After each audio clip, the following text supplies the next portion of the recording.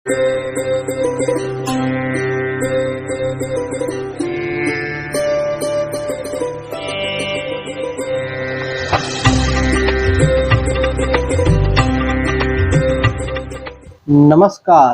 प्रिय दर्शकों, हाजिर हूँ मैं। जन्म कुंडली का अध्ययन कैसे करें?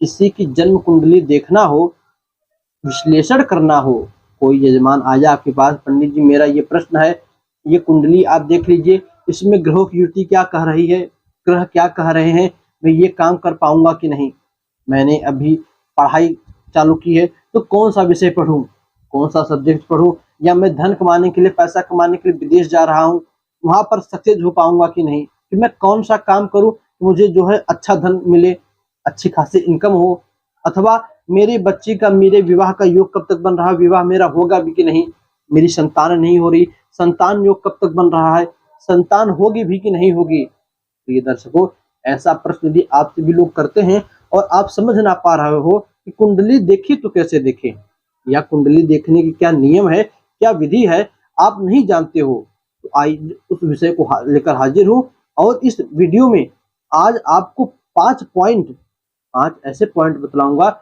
जिनको कि आप कुंडली देखने में यदि आप इस्तेमाल करो तो कुंडली आपके लिए मात्र एक बच्चों का खेल हो जाएगा और कुंडली आपको पूरी तरह से समझ में आ जाएगी। तो दर्शकों, आप एक एक करके 5 पॉइंट को समझिए और उस सामने वाले जातक की कुंडली पर आजमाइए।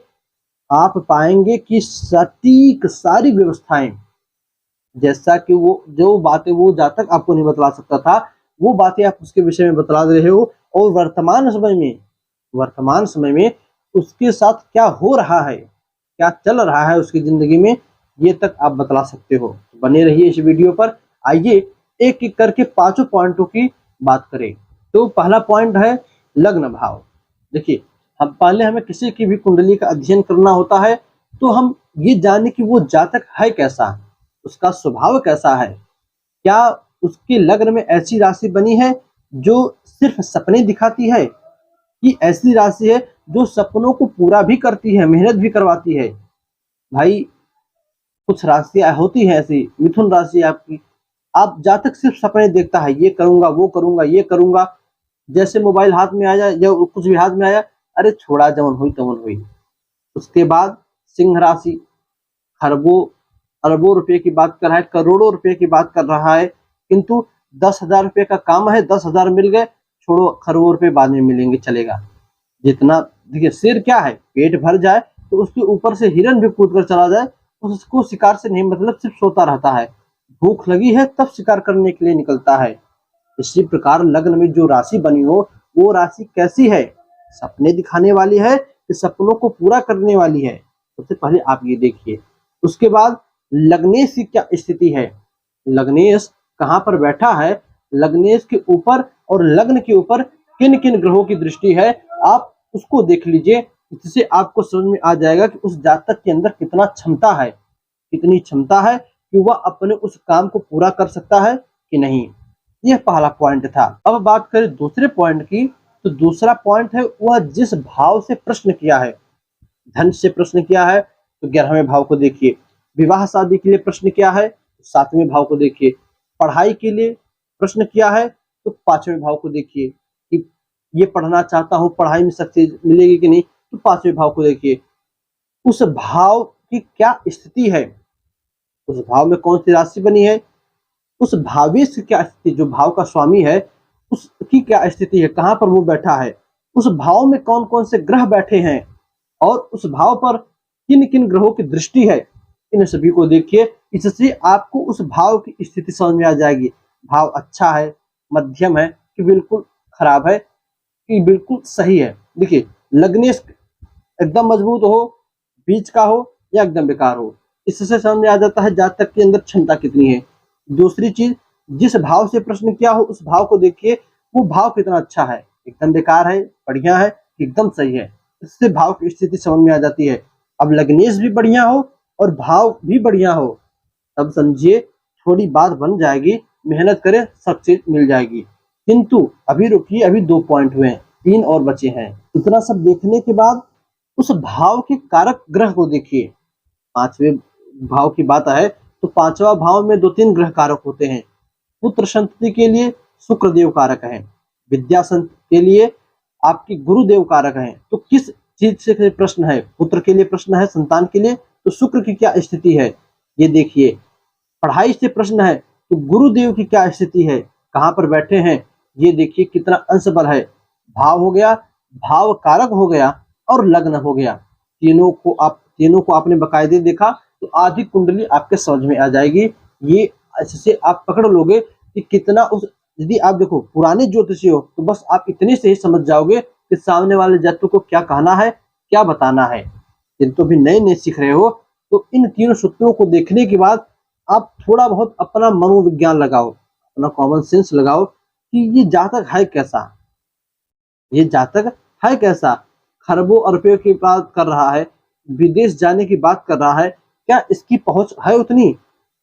ज्योतिष का एक मेन सूत्र आधार होता है देश, काल, परिस्थिति। जैसे मान लीजिए उसने प्रश्न पूछा कि मैं परीक्षा दिया हूं, पास हो पाऊंगा कि नहीं हो पाऊंगा, कुंडली देखकर बतलाइए। बीते दिनों आपने देखा लॉकडाउन के समय लोग बिना परीक्षा दिए ही पास हो गए। जो पहले नंबर था उसी के अनुसार उन्हें नंबर मिल गया। तो पता चला इसने परीक्षा तो दिया किंतु लॉकडाउन आ गया या किसी कारण से उस देश में उस जगह पर कुछ हो गया, महामारी इत्यादि फैल गई जिससे कि सब कुछ निरस्त कर दिया गया। तब कहाँ से रिजल्ट आएगा? या रिजल्ट आता भी है या जहां पर रिजल्ट जांचा जा रहा था वहां पर किसी प्रकार की दुर्घटना हो गई, आग इत्यादि लग गई, अभी बेकार हो जाएगा। ज्योतिष का मेन सूत्र है देश काल परिस्थिति। नौकरी के लिए आया है, जिस देश में जाने वाला है उस देश में कोई घटना घट गई, लॉकडाउन हो गया वहां पर या कुछ हो गया कि बाहरी लोगों को आने मना है। लॉकडाउन में यही था, कोई दूसरे देश नहीं जा पा रहा था तो बाहरी लोगों को आना मना है। और आप कहा तो नहीं 2023 तक बहुत बढ़िया योग बन रहा है, 24 तक बहुत बढ़िया योग बन रहा है, तुम चले जाओगे, वहां पर मना है जाना, तब वो कैसे जाएगा? प्रिय दर्शकों, इस बात का हमेशा ध्यान रखिएगा, देश काल परिस्थिति, कौन से देश में क्या नियम चल रहा है। अब ये नहीं आपको जानना है कि आप पूरे राजनीतिक क्षेत्र में चले जाओ, किंतु थोड़ा बहुत ज्ञान हर जगह का रखना चाहिए। काल, कौन सा समय चल रहा है, ये समय इधर उधर आने जाने का है। और परिस्थिति, उस जातक की स्थिति क्या है, कितनी उसकी क्षमता है कि वो उस काम को कर सकता है कि नहीं। ये तीन भी आप हमेशा, ये 5 पॉइंट अलग हैं, ये 3 अलग हैं, ये 5 में अभी 3 बाकी है जो आपको बतलाऊंगा।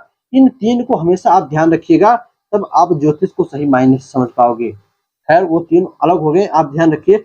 2 हुआ, भाव को देखिए, लग्न को देखिए और तीसरा था कारक ग्रह देखिए। इन तीनों को देखने के बाद चौथा नंबर जो आता है वो है भावाद भावम। जो ये शब्द है भावाद भावम, इसके अनुसार कुंडली देखे तो भाव से भाव तक, यानी 5वें भाव की बात चल रही है पढ़ाई की, तो 5वें भाव से 5वें भाव तक गिनिए क्या नंबर आता है, 5, 6, 7, 8, 9। तो 9वें भाव को भी देखिए, क्योंकि बिना इसको देखिए भाई पढ़ाई 2 जगह होती है, एक लो केजी यानी 1 से लेकर 10 तक और दूसरी 11 से लेकर पीएचडी तक। तो 1 से 10 तक तो हो गया 5वें भाव में, किंतु और आगे देखना है तो 10वें से पीएचडी तक के लिए आप 9वें भाव को देखिए। 9वें भाव की क्या स्थिति है, उस भाव में ग्रहों की क्या स्थिति है, कौन से ग्रह बैठे कहाँ हैं, किन किन ग्रहों की दृष्टि है 9वें भाव पर, इन सभी को भी देखिए। तो दर्शकों 4 सूत्र हुए, लग्न देखिए, लग्नेश की स्थिति देखिए, भाव देखिए, जिस भाव से प्रश्न हो उस भावेश को देखिए, किन किन ग्रहों की दृष्टि है उसको देखिए। तीसरा कारक ग्रह को देखिए, जो वहां पर कारक ग्रह हो उसकी क्या स्थिति है। चौथा भावाद भावम सिद्धांत को लीजिए, भाव से भाव तक गिनिए। उसके बाद 5वां जो है वह है नवमास, चंद्र कुंडली और उन ग्रहों का अंश बल। हाँ ये भी बहुत जरूरी है। चंद्र कुंडली हमेशा उस जातक का मन बतलाती है कि वो क्या सोच रहा है। भाई चंद्रमा कौन, मन है ना, उस जातक का मन क्या सोच रहा है ये बतलाती है चंद्र कुंडली। नवमांश उसका भविष्य तय करती है कि इस जातक के अंदर कितनी क्षमता है, इसलिए नवमांश को भी देखना चाहिए। और ग्रहों का अंश बल कि जो ग्रह इसको आगे लेकर जाने वाले हैं उन ग्रहों की क्या स्थिति है, उन ग्रह के अंश बल कितने हैं, कहीं नीच का तो नहीं, मृत नहीं, अस्त नहीं, उन ग्रहों का अंश बल कमजोर तो नहीं है। तो प्रिय दर्शकों, इन पांचों पॉइंटों को आप हर एक कुंडली पर आजमाइए। शॉर्ट भाषा में फिर समझ लीजिए। लग्न देखिए, लग्नेश को देखिए, पहला पॉइंट। दूसरा, भाव देखिए, भावेश को देखिए, पूरी स्थिति, दृष्टि किसकी है, कौन बैठे हैं, कौन देख रहे हैं, भावेश कहाँ पर है, भावेश को कौन देख रहा है, सब देखिए। तीसरा है कारक ग्रह, कहाँ पर बैठा है, किसको देख रहा है, उसको कौन देख रहा है, किस राशि में बैठा है, ये देखिए। चौथा है भावाद भावम का सिद्धांत, भाव से भाव तक की गणना करके उसको देखना। और पांचवा, नवमास कुंडली, चंद्र कुंडली और ग्रहों का अंश बल। इन पांचों पॉइंटों को अपने ध्यान में रखकर जातक की कुंडली देखिए, और जो सबसे मेन है देश काल परिस्थिति, उसको भी ध्यान में रखिए। तब आप किसी भी कुंडली का फलादेश कीजिए। तो ये दर्शकों, हमेशा हर एक कुंडली को आप 100% सही बतलाओगे, गलत हो ही नहीं सकता आपका फलादेश। इन पांचों को देखने के बाद किसी भी प्रकार के प्रश्न का आप जवाब दीजिए, हमेशा वह सटीक बैठेगा। दर्शकों, उम्मीद करता हूं कि आप इस भाषा को, इस प्रकार कुंडली देखने की रीति को समझ पा रहे होंगे। तो ठीक है, समझ पा रहे हैं तो कमेंट में बतलाइए, नहीं समझ पा रहे हैं तो भी कमेंट में बताइए। उम्मीद करूंगा कि जो नहीं समझ में आया उस विषय को एक बार पुनः आप सभी को समझाऊंगा। तो ये दर्शकों, बस आज के लिए इतना ही। आप बने रहिए इस चैनल के साथ।